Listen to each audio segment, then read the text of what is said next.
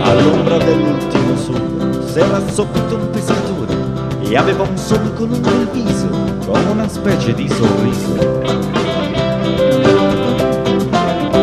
Venne alla spiaggia un assassino, due occhi grandi da bambino, due occhi enormi di paura, erano gli specchi di un'avventura.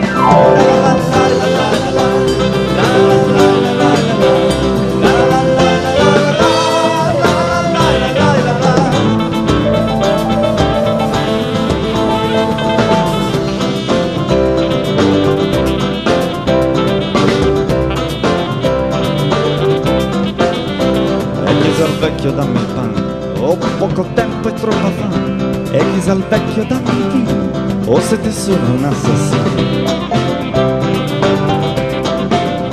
Gli occhi dischiuse il vecchio al giorno, non si guardò neppure intorno, ma verso il vino spezzò il pane, per chi diceva ho sete o fame.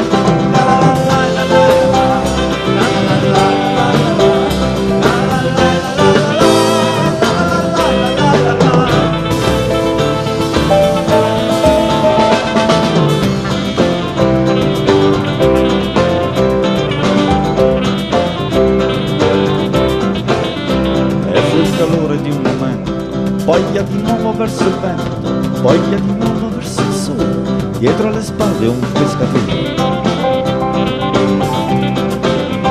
Dietro alle spalle un pescatore, e la memoria già dolore, è già il rimpianto di una pelle, giocato all'ombra di un cortile.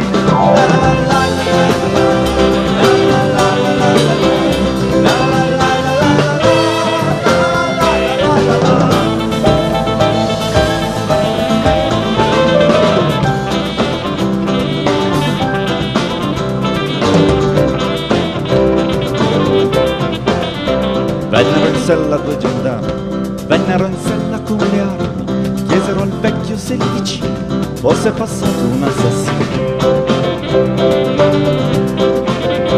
Ma all'ombra dell'ultimo sole s'era assopito il pescatore e aveva un solco lungo il viso come una specie di sorriso, e aveva un solco lungo il viso come una specie di sorriso.